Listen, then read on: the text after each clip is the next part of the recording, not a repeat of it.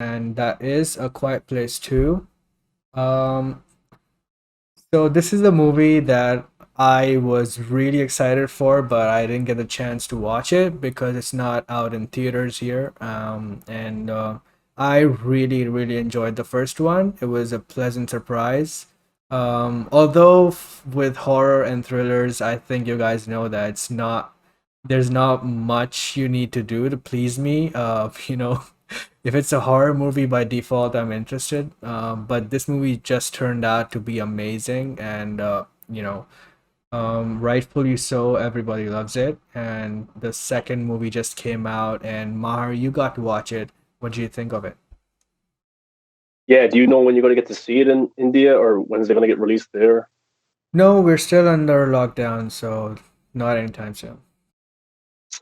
Yeah, it's pretty unfortunate. Yeah, so I got to go back to theaters the other day on. And it's not even a WB movie, so it won't be on HBO Max either. Yeah, that's true. That's true. Yeah, so this is only a theatrical movie. You can't find this on PVOD or you can't find this on streaming services yet. Yeah, I think in 45 days it'll be on Paramount Plus, yeah. but it's in theaters only now. So I got to go back on Monday to cinemas, which was pretty cool. I got to go see The Conjuring 3, which we'll talk about in a few minutes, and Quiet Place 2. Looking forward to A Quiet Place 2 because the first one was so good and it was a great cinema experience because of you having to be quiet in the theater while you watch the movie. And it made you feel like you were in the movie with these characters because if you were there and you were eating popcorn or drinking your drink and you made noise, it kind of gave you anxiety that a monster would come and find you, Yeah. that kind of way. So it was pretty cool. And for John Krasinski to make his first movie and for it to be this was pretty good as well. It was a big success, made a lot of money, and a sequel came after. But yeah, so he's back now directing this one, and he's only in the opening sequence, which KC is absolutely brilliant. Oh, it's most of it's one shot, so basically, they're in the town just when the monsters come, and they're running away from the monsters and stuff like that. And most of the town people don't know how to hide from the monsters. So obviously, people are screaming and stuff. So there's one shot of him and his daughter kind of running through the town, running through different buildings and stuff. Goes on for maybe 10 minutes, and it's really really well done. And there's a lot of stitch cuts as well. So one Krasinski? shot, yeah, he's in the opening sequence. It's like a flashback of when the Oh, okay. monsters came, Cool. and there's a lot of stitch cuts as well. So it looks like one shot. So most of it is one shot, but it also cuts into a stitch. So good example is he's in a car and it's one shot, but when he gets out of the car, it's still one shot, but it's stitched in the middle. Right. Really well done. And yeah, I think for the opening sequence to work, you need a really great director to do it. And I think for me, this showed that John Krasinski knows exactly what he's doing. It's pretty cool. And it gets you straight into the kind of swing of things, and it's brilliant. But Killian Murphy also is new to the cast. He is outstanding as well. Plays such a subtle role because not a lot of it is talking. A lot of it is like facial expression, the way they move their hands. But he's brilliant. He's really, really good. And we get a little bit more of a look at the monsters in this one. Did you like the monsters in the first one? Like, do you prefer if we don't see much of them? Like, do you like the Yes. mystery? Yes. Yeah. Yes, I do In the like in the mystery a bit, and I thought the first one handled it perfectly because the whole gimmick of this franchise is you don't make a sound, right? So that immediately increases your thrill factor, right?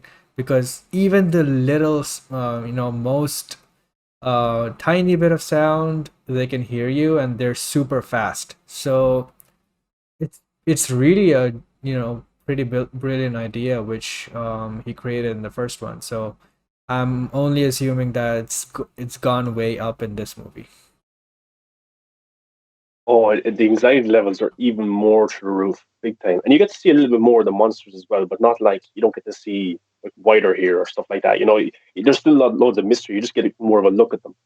And of course, in the last one, the hearing device and the high pitched sound is kind of their weakness. That's brought over to this one as well.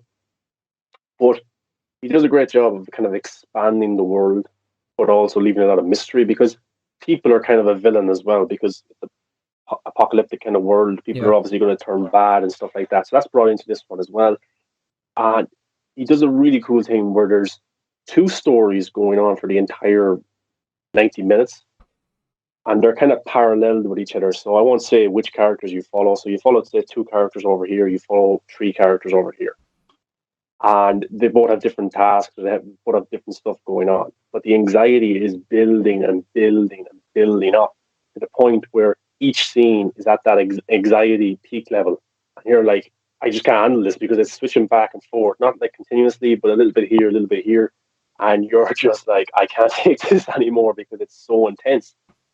And I really appreciated that, and I think John Krasinski did an amazing job. I think it's the first one's really good and I love it, but I think this one's a little bit more better because he gets to concentrate more on directing. You know, first one he was in most of the scenes and stuff like that. It's a really good film, Casey. It's about an hour and 35 minutes, and doesn't feel short and it doesn't feel too long. It just feels right. And I think people are going to enjoy this one. It's doing pretty well at the box office as well. It's a really good film. It's a lot better than I was expecting. It's really really good. Wow, now I'm even more hyped because like I said, I was really excited and I didn't think that my hype would actually increase because it's already on top, and now I just want to see it. But unfortunately, it's not releasing in theaters here, and there's no other way to watch it. You know, hopefully one of the streaming services here picks it up, soon or something. But I doubt it. You know, it obviously is going Yeah, to Paramount Plus and stuff like that. yeah. It's only going to be in theaters and on Paramount Plus. It's not going to, because this was the whole point of delaying this movie, so it could come out into theaters. Yeah, I mean, it's kind of a different experience in the theaters with this movie because some theaters are very quiet when watching this. Some theaters, people make noises, they're on their phone talking, there's babies crying and all that shit. So it could also ruin your experience if you want to watch this movie. So Yeah, it's yeah. weird. You have to pick your It's theater carefully. theater I was in was pretty quiet, and was like nobody was making noise. But when I got to see The Conjuring, people came in late and people were making noise. So I probably would have been a little bit more annoyed if that happened in a quiet place because Yeah, of the way the film is. In The Conjuring, the screen is already loud enough. You can kind of drown out the sounds of other people. yeah. Well, I cannot wait to see it. And if you guys watched it, let us know what you thought of it. Did you like it? And did you hate it? Let us know. We accept all opinions.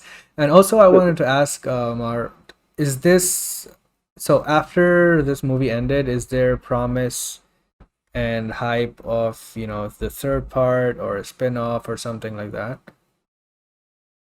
Yeah, there is, but in a way there is, but I don't want to spoil anything. We already know there's a spin-off coming with a new director and completely different characters and stuff like Yes. that. And this will get a third one as well. But yeah, there's you can expand it. You can bring more humans into it as well.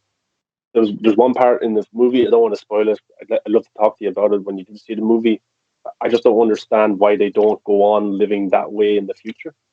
Hmm. There's a way to get around the monsters, but maybe I don't know. I don't want to spoil it, but yeah, we'll definitely get a third, and there's already a spin-off happening. So yeah, more of this world is coming.